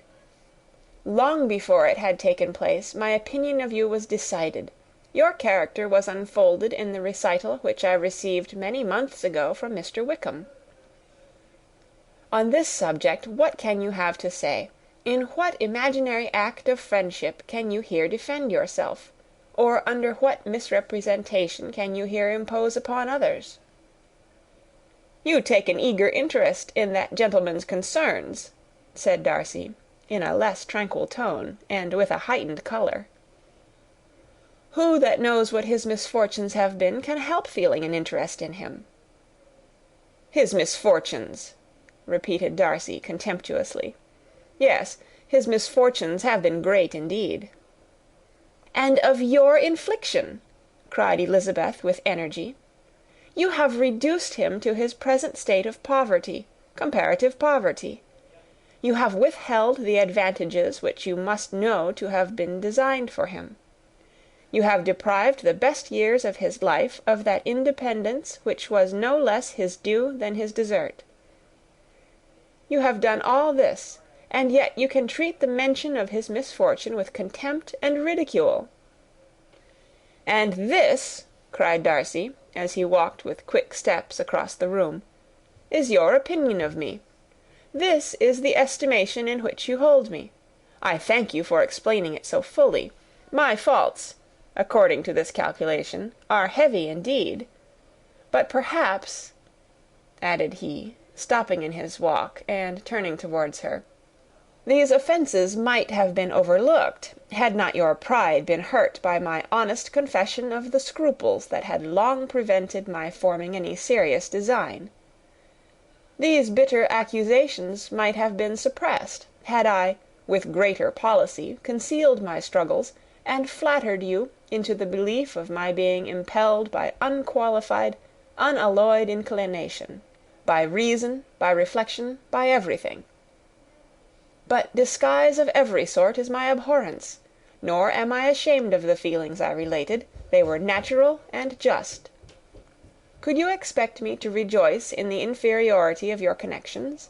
To congratulate myself on the hope of relations whose condition in life is so decidedly beneath my own?" Elizabeth felt herself growing more angry every moment, yet she tried to the utmost to speak with composure when she said, "You are mistaken, Mr. Darcy, if you suppose that the mode of your declaration affected me in any other way than as it spared the concern which I might have felt in refusing you, had you behaved in a more gentlemanlike manner." She saw him start at this, but he said nothing, and she continued,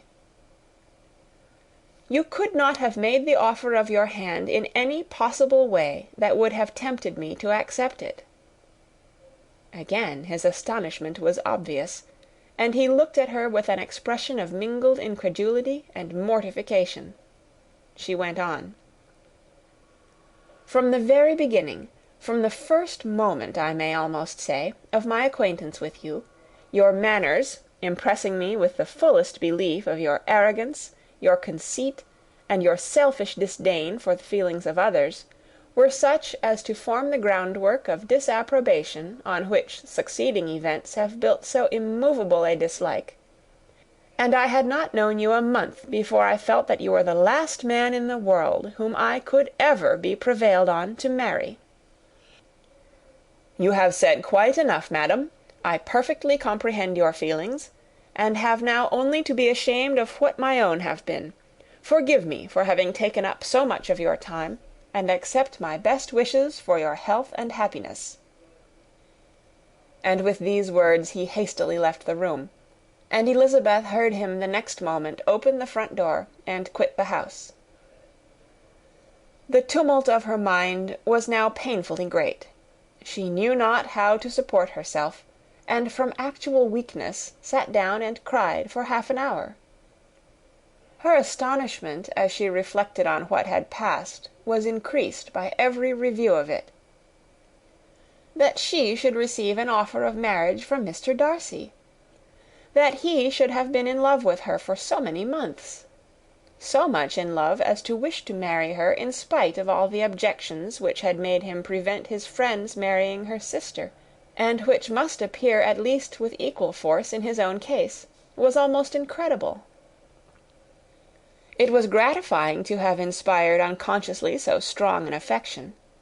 But his pride, his abominable pride, his shameless avowal of what he had done with respect to Jane, his unpardonable assurance in acknowledging, though he could not justify it, and the unfeeling manner in which he had mentioned Mr. Wickham, his cruelty towards whom he had not attempted to deny, soon overcame the pity which the consideration of his attachment had for a moment excited. She continued in very agitated reflections till the sound of Lady Catherine's carriage made her feel how unequal she was to encounter Charlotte's observation, and hurried her away to her room. Chapter 34. Chapter 35. Elizabeth awoke the next morning to the same thoughts and meditations which had at length closed her eyes.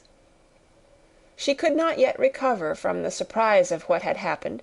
It was impossible to think of anything else, and, totally indisposed for employment, she resolved, soon after breakfast, to indulge herself in air and exercise. She was proceeding directly to her favourite walk, when the recollection of Mr. Darcy's sometimes coming there stopped her, and instead of entering the park, she turned up the lane, which led farther from the turnpike road. The park paling was still the boundary on one side, and she soon passed one of the gates into the ground. After walking 2 or 3 times along that part of the lane, she was tempted, by the pleasantness of the morning, to stop at the gates and look into the park. The 5 weeks which she had now passed in Kent had made a great difference in the country, and every day was adding to the verdure of the early trees. She was on the point of continuing her walk, when she caught a glimpse of a gentleman within the sort of grove which edged the park. He was moving that way, and, fearful of its being Mr. Darcy, she was directly retreating. But the person who advanced was now near enough to see her, and, stepping forward with eagerness, pronounced her name. She had turned away, but on hearing herself called, though in a voice which proved it to be Mr. Darcy, she moved again towards the gate. He had by that time reached it also, and, holding out a letter, which she instinctively took, said, with a look of haughty composure, "I have been walking in the grove some time, in the hope of meeting you. Will you do me the honour of reading that letter?" And then, with a slight bow, turned again into the plantation, and was soon out of sight. With no expectation of pleasure, but with the strongest curiosity, Elizabeth opened the letter, and to her still increasing wonder perceived an envelope containing 2 sheets of letter paper, written quite through, in a very close hand. The envelope itself was likewise full. Pursuing her way along the lane, she then began it. It was dated from Rosings, at 8 o'clock in the morning, and was as follows: "Be not alarmed, madam, on receiving this letter, by the apprehension of its containing any repetition of those sentiments or renewal of those offers which were last night so disgusting to you. I write without any intention of paining you, or humbling myself, by dwelling on wishes which, for the happiness of both, cannot be too soon forgotten; and the effort which the formation and the perusal of this letter must occasion should have been spared, had not my character required it to be written and read. You must therefore pardon the freedom with which I demand your attention. Your feelings, I know, will bestow it unwillingly, but I demand it of your justice. 2 offences of a very different nature, and by no means of equal magnitude, you last night laid to my charge. The first mentioned was, that, regardless of the sentiments of either, I had detached Mr. Bingley from your sister; and the other, that I had, in defiance of various claims, in defiance of honour and humanity, ruined the immediate prosperity and blasted the prospects of Mr. Wickham. Wilfully and wantonly to have thrown off the companion of my youth, the acknowledged favourite of my father, a young man who had scarcely any other dependence than on our patronage, and who had been brought up to expect its exertion, would be a depravity to which the separation of 2 young persons, whose affection could be the growth of only a few weeks, could bear no comparison. But from the severity of that blame which was last night so liberally bestowed, respecting each circumstance, I shall hope to be in the future secured, when the following account of my actions and their motives has been read. If, in the explanation of them, which is due to myself, I am under the necessity of relating feelings which may be offensive to yours, I can only say that I am sorry. The necessity must be obeyed, and further apology would be absurd. I had not been long in Hertfordshire before I saw, in common with others, that Bingley preferred your elder sister to any other young woman in the country. But it was not till the evening of the dance at Netherfield that I had any apprehension of his feeling a serious attachment. I had often seen him in love before. At that ball, while I had the honour of dancing with you, I was first made acquainted, by Sir William Lucas's accidental information, that Bingley's attentions to your sister had given rise to a general expectation of their marriage. He spoke of it as a certain event, of which the time alone could be undecided. From that moment I observed my friend's behaviour attentively, and I could then perceive that his partiality for Miss Bennet was beyond what I had ever witnessed in him. Your sister I also watched.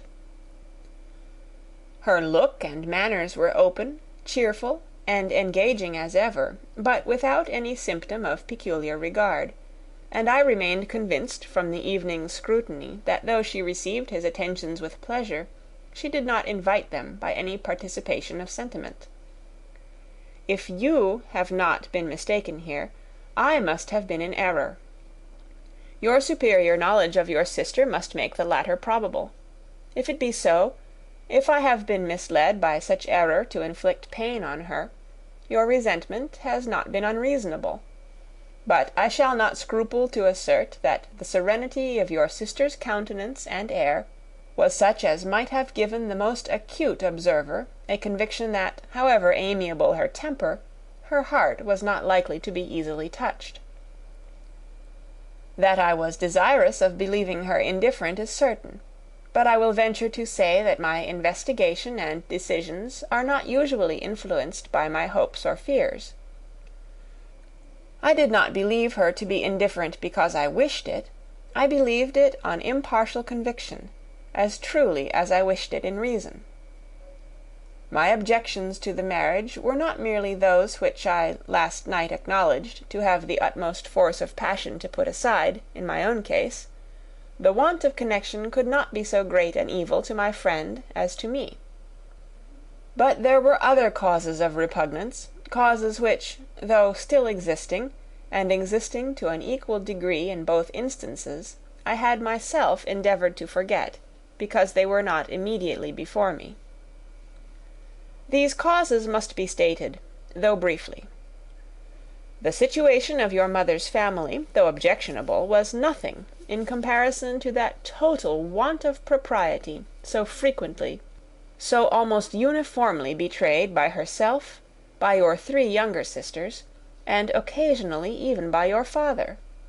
Pardon me, it pains me to offend you, but amidst your concern for the defects of your nearest relations, and your displeasure at this representation of them, let it give you consolation to consider that, to have conducted yourselves so as to avoid any share of the like censure, is praise no less generally bestowed on you and your elder sister, than it is honourable to the sense and disposition of both. I will only say farther, that from what passed that evening, my opinion of all parties was confirmed, and every inducement heightened which could have led me before to preserve my friend from what I esteemed a most unhappy connection. He left Netherfield for London on the day following, as you, I am certain, remember, with the design of soon returning. The part which I acted is now to be explained. His sister's uneasiness had been equally excited with my own. Our coincidence of feeling was soon discovered, and, alike sensible that no time was to be lost in detaching their brother, we shortly resolved on joining him directly in London. We accordingly went, and there I readily engaged in the office of pointing out to my friend the certain evils of such a choice. I described and enforced them earnestly. But, however this remonstrance might have staggered or delayed his determination, I do not suppose that it would ultimately have prevented the marriage, had it not been seconded by the assurance that I hesitated not in giving, of your sister's indifference. He had before believed her to return his affection with sincere, if not with equal, regard. But Bingley has great natural modesty, with a stronger dependence on my judgment than on his own. To convince him, therefore, that he had deceived himself was no very difficult point. To persuade him against returning into Hertfordshire, when that conviction had been given, was scarcely the work of a moment. I cannot blame myself for having done thus much. There is but one part of my conduct in the whole affair on which I do not reflect with satisfaction. It is that I condescended to adopt the measures of art so far as to conceal from him your sister's being in town. I knew it myself, as it was known to Miss Bingley, but her brother is even yet ignorant of it. That they might have met without ill consequence is perhaps probable, but his regard did not appear to me enough extinguished for him to see her without some danger. Perhaps this concealment, this disguise, was beneath me. It is done, however, and it was done for the best. On this subject I have nothing more to say, no other apology to offer.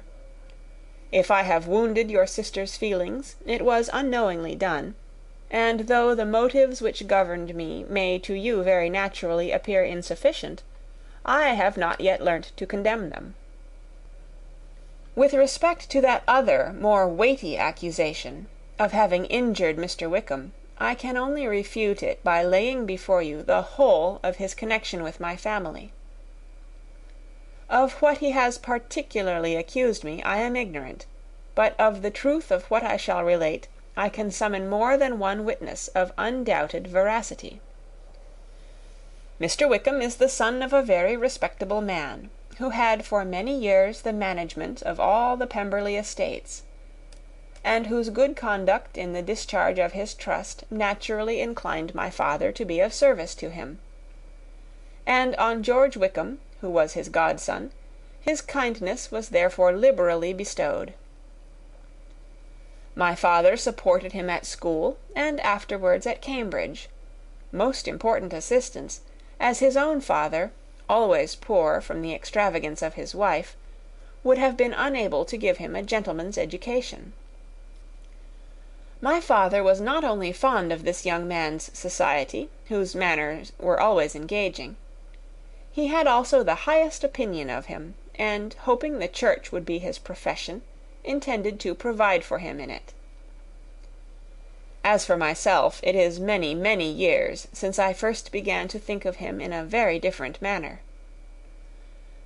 The vicious propensities, the want of principle, which he was careful to guard from the knowledge of his best friend, could not escape the observation of a young man of nearly the same age with himself, and who had opportunities of seeing him in unguarded moments, which Mr. Darcy could not have. Here again I shall give you pain, to what degree you only can tell. But, whatever may be the sentiments which Mr. Wickham has created, a suspicion of their nature shall not prevent me from unfolding his real character. It adds even another motive. My excellent father died about 5 years ago, and his attachment to Mr. Wickham was to the last so steady, that in his will he particularly recommended it to me, to promote his advancement in the best manner that his profession might allow, and if he took orders, desired that a valuable family living might be his as soon as it became vacant. There was also a legacy of £1,000. His own father did not long survive mine, and within half a year from these events Mr. Wickham wrote to inform me that, having finally resolved against taking orders, he hoped I should not think it unreasonable for him to expect some more immediate pecuniary advantage in lieu of the preferment by which he could not be benefited. He had some intention, he added, of studying law, and I must be aware that the interest of £1,000 would be a very insufficient support therein. I rather wished than believed him to be sincere, but at any rate was perfectly ready to accede to his proposal. I knew that Mr. Wickham ought not to be a clergyman. The business was therefore soon settled. He resigned all claim to assistance in the church, were it possible that he could ever be in a situation to receive it, and accepted in return £3,000. All connection between us seemed now dissolved. I thought too ill of him to invite him to Pemberley, or admit his society in town. In town I believe he chiefly lived, but his studying the law was a mere pretence, and being now free from all restraint, his life was a life of idleness and dissipation. For about 3 years I heard little of him, but on the decease of the incumbent of the living which had been designed for him, he applied to me again by letter for the presentation. His circumstances, he assured me, and I had no difficulty in believing it, were exceedingly bad. He had found the law a most unprofitable study, and was now absolutely resolved on being ordained, if I would present him to the living in question, of which he trusted there could be little doubt, as he was well assured that I had no other person to provide for, and I could not have forgotten my revered father's intentions. You will hardly blame me for refusing to comply with this entreaty, or for resisting every repetition to it. His resentment was in proportion to the distress of his circumstances, and he was doubtless as violent in his abuse of me to others as in his reproaches to myself. After this period every appearance of acquaintance was dropped. How he lived I know not, but last summer he was again most painfully obtruded on my notice. I must now mention a circumstance which I would wish to forget myself, and which no obligation less than the present should induce me to unfold to any human being. Having said thus much, I feel no doubt of your secrecy. My sister, who is more than 10 years my junior, was left to the guardianship of my mother's nephew, Colonel Fitzwilliam, and myself.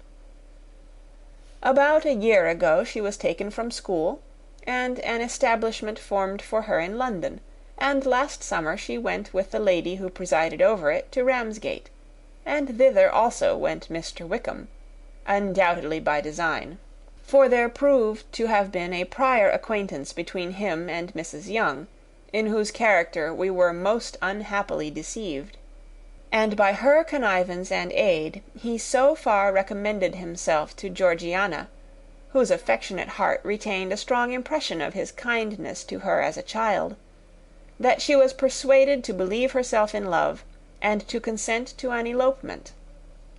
She was then but 15, which must be her excuse, and after stating her imprudence I am happy to add that I owed the knowledge of it to herself. I joined them unexpectedly, a day or two before the intended elopement, and then Georgiana, unable to support the idea of grieving and offending a brother whom she almost looked up to as a father, acknowledged the whole to me. You may imagine what I felt, and how I acted. Regard for my sister's credit and feelings prevented any public exposure, but I wrote to Mr. Wickham, who left the place immediately, and Mrs. Young was of course removed from her charge. Mr. Wickham's chief object was unquestionably my sister's fortune, which is 30,000 pounds, but I cannot help supposing that the hope of revenging himself on me was a strong inducement. His revenge would have been complete indeed. This, madam, is a faithful narrative of every event in which we have been concerned together, and if you do not absolutely reject it as false, you will, I hope, acquit me henceforth of cruelty towards Mr. Wickham. I know not in what manner, under what form of falsehood he has imposed on you, but his success is not perhaps to be wondered at. Ignorant as you previously were of everything concerning either, detection could not be in your power, and suspicion certainly not in your inclination. You may possibly wonder why all this was not told you last night, but I was not then master enough of myself to know what could or ought to be revealed. For the truth of everything here related, I can appeal more particularly to the testimony of Colonel Fitzwilliam, who, from our near relationship and constant intimacy, and still more as one of the executors of my father's will, has been unavoidably acquainted with every particular of these transactions. If your abhorrence of me should make my assertions valueless, you cannot be prevented by the same cause from confiding in my cousin, and that there may be the possibility of consulting him, I shall endeavour to find some opportunity of putting this letter in your hands in the course of the morning. I will only add God bless you. Fitzwilliam Darcy. End of chapter 35. Recorded on November 12th, 2005, in Oceanside, California.